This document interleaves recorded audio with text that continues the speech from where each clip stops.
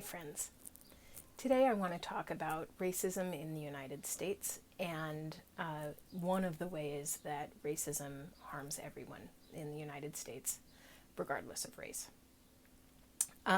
So I want to start with talking about self-fulfilling prophecies from a psychological perspective. This is a phenomenon that once you start noticing it, I think you'll notice it everywhere in yourself and also in people around you. And I think the best way to understand it is to think of an example. So, if I am a shy and reserved person who finds strangers sort of scary, then when I encounter a stranger, I'm likely to be quite reserved, maybe cold, maybe awkward. And that reserve and the coldness and the awkwardness will be obvious to the person who I am interacting with and will probably then inspire them to or cause them to behave in a way that is stiff or also awkward in a different way or otherwise uncomfortable, which then is going to reinforce in me the idea that strangers are scary and to be avoided. But part of the reason that strangers are scary is because I make things awkward with my fear and insecurity and my own awkwardness. And then it becomes a sort of self-fulfilling prophecy, and also a way that that I'm sort of creating the reality that I fear or most want to avoid. So that's at the individual level, but this also happens at the system and society-wide level, where things that a community are afraid of or hate or feel insecure about are going to drive policy decisions and other practices. And that's true at the United States level and also sort of everywhere in between the individual and the nation. So that's one piece of what I've been thinking about. And another piece of what I've been thinking about is sort of the mythical American dream of a land of opportunity and a land of freedom for all, which are wonderful dreams that I can easily get behind, but that the United States has never lived up to, but that we tell ourselves the story that we have succeeded in living up to it, and that America isn't striving to be those things, but that it is the land of opportunity. The history of the United States is a history of a place with opportunity for some, but not for all. And in particular, lacking opportunity for Black and brown people, especially Black people, and especially Indigenous Americans.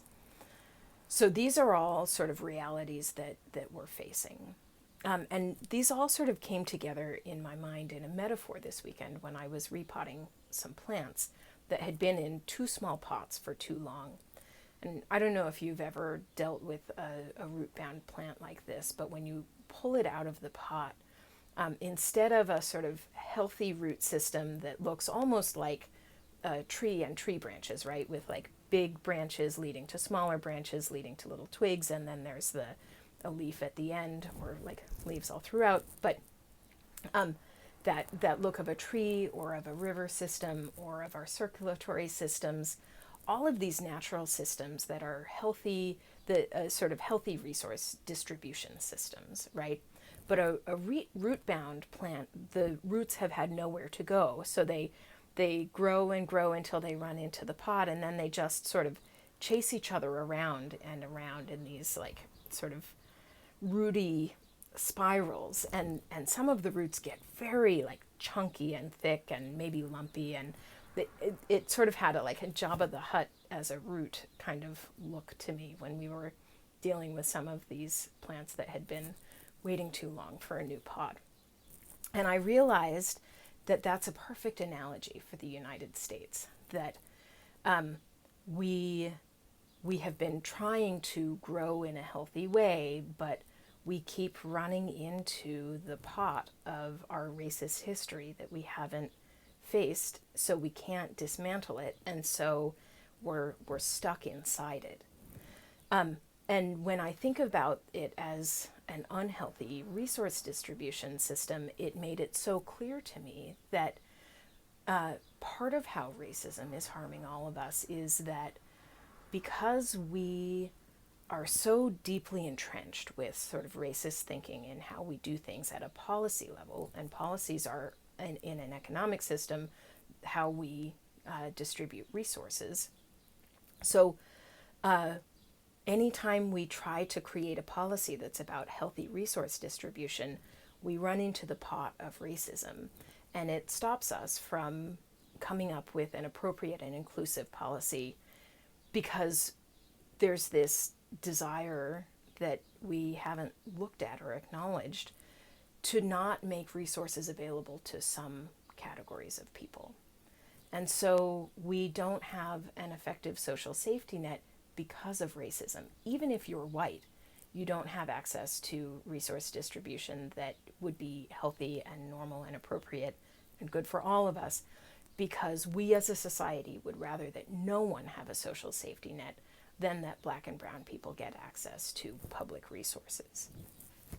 This is obviously bad for all of us, and how bad it is for all of us is only getting worse as the COVID crisis continues. Every major issue that we are encountering in forever, right? But certainly in the last 6 months it's terrible for everyone, but it's worse for Black and brown people. And that is because we are still so entrenched in this pot of racism. And it's ironic because we say that we want to have a healthy economy and we say that we want to have a rich and thriving nation, but we are unwilling to put our money where our myths are because we're unwilling to face the reality of our past.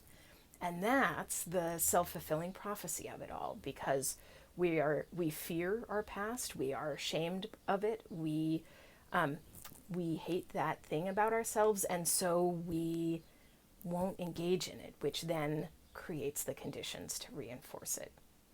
So that's a lot. But the bright side of it is that we can start to make a change today by engaging with the things that are difficult for us, especially around racism and access to resources and care in our society.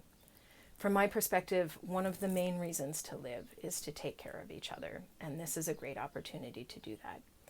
Every policy that we write, especially economic policies, but criminal policies and educational policies, every policy should be targeted at the most marginalized people, because if we can write a policy that works for them, it will work for everyone else as well. It feels like a daunting task and an amazing opportunity. I hope you'll get involved in your local politics, your state politics, and in politics at the national level to support and work in favor of much more inclusive policies, not just because it's the right thing to do for people who are already marginalized, but because it's the right thing to do for all of us. Thanks for listening. And if you like this video, please like it and share it. I would love to hear any thoughts or comments you have. And if you like my videos in general, I hope you'll subscribe to my channel. Thanks so much.